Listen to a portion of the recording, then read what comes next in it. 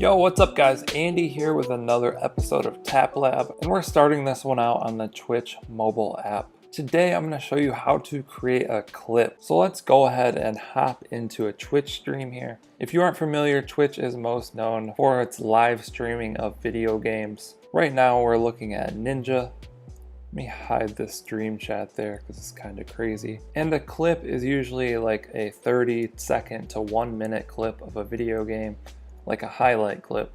So let's say something cool happened. Anyone who is watching the stream or the streamer could create a clip that is stored on Twitch and can easily be shared on any social media. So to do this, let's say something cool happened right now. What I would want to do is sort of tap on the video so we get this overlay. And then in the top right corner, you can see there's a little like editor icon. It's between the settings and the share icon. So we want to tap on that. And it's going to say create clip. So then I'm going to tap on preview and edit. And right here is the clip. It's going to default to 30 seconds. So let's go to trim clip and see what we can do there. I can drag this yellow thing to sort of select the zone that I want. So it looks like we can get all the way up to 1 minute about. Or I could just say like, yeah, I want this 10 seconds right here. Then I'm gonna hit done in the top right.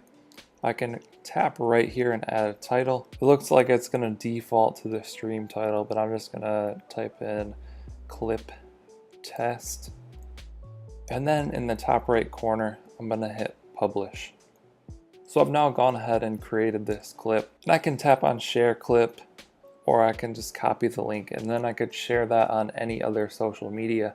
Now I don't think there's a way to view the clips that you've created within the mobile app. However, if you do go to the web app or the desktop app, I think you can view all of the clips that you've created. So maybe they'll be adding that into the mobile app. Maybe not, but for now, I would just do it within the web app. And I can also do another video that shows how to do that in the future. But for now, I hope you guys found this video helpful. Be sure to drop a comment down below if you have any questions and I'll try and answer those. Also, be sure to subscribe to the channel for daily videos on mobile apps, tech, social media, and all that good stuff. Thank you guys for watching.